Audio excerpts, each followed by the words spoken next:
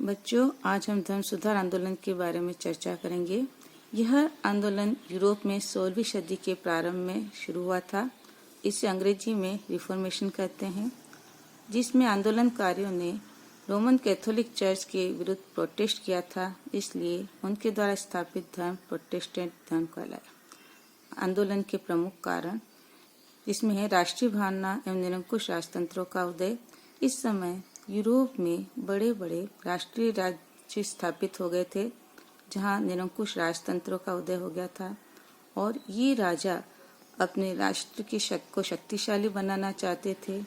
साथ में जनता भी अपने राष्ट्र के प्रति प्रेम की भावना उत्पन्न हो गई थी।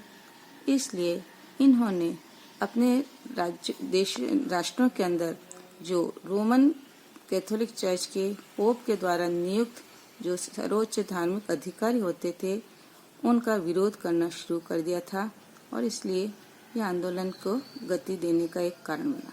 नेक्स्ट है पुनर्जागरण एवं मानववादी चेतना का प्रभाव। पुनर्जागरण के परिणाम स्वरूप लोगों की सोच में परिवर्तन आया। अब धार्मिक आस्था के स्थान पर लोग मानववादी और व्यक्तिवादी चेतना से प्रभावित हुए और वे धर्म की जो परलोक की आस्था के स्थान पर इस जीवन को भौतिक सुविधा संपन्न बनाने पर अधिक ध्यान देने लगे। इसलिए भी धार्मिक आंदोलन को गति मिली। आर्थिक समृद्धि एवं व्यक्तिवादिता। चर्च के पास धार्मिक करों से, दान पुण्य से बहुत सी धन संपत्ति इकट्ठी हो गई थी। उसके पास हर देश के अंदर बहुत सारी भूमि भी थी, जिसके ऊपर वह कर मुक्त होने से राज्य को कोई आय नहीं होती थी। इसलिए राज्यों की उनकी चर्च की संपत्ति पर और भूमि पर कुदृष्टि थी।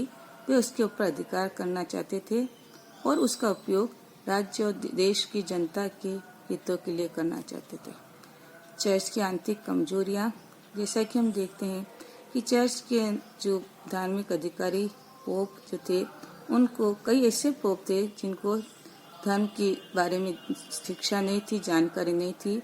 वे जो धन जन कार्य के लिए, जन कल्याण के लिए जो प्राप्त होता था कर के रूप में और दान के रूप में, उसका उपयोग अपनी भोग विलासिता में करने लगे थे।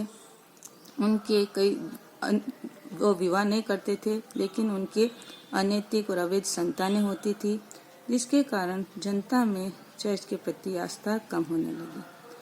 राजनीतिक कारण में हम देखते हैं कि चर्च ने बहुत सारे ऐसे राजनीतिक अधिकार हथिया लिए थे, जिसके कारण वह यूरोपीय राज्यों की राजनीति में हस्तक्षेप करने लगा और उनमें राजाओं के राज्यारोहण करने या उत्तराधिकार के लिए जो भी कभी कोई झगड़ा होता, मतभेद होता, उसमें भी निर्णय देने का वो अपने आप को अधिकारी मानता था।